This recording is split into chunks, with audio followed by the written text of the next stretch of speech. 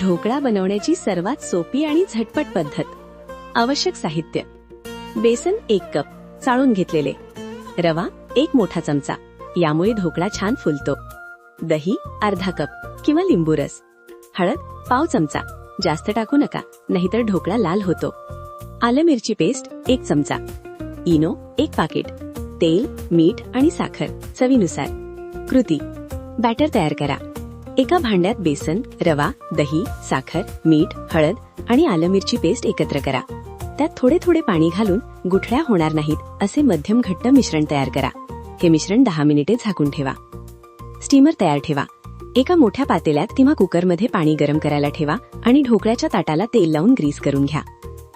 Magic step: Eno. बॅटरमध्ये 1 चमचा तेल टाका आणि सर्वात शेवटी इनो टाकून त्यावर थोडं पाणी ओता. एकाच दिशेने वेगाने फेटा. मिश्रण छान फुगून येईल.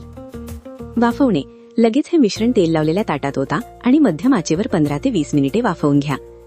चेक करा. सुरी किंवा टूथपिक घालून चेक करा. जर ती स्वच्छ आली तर ढोकळा तयार आहे.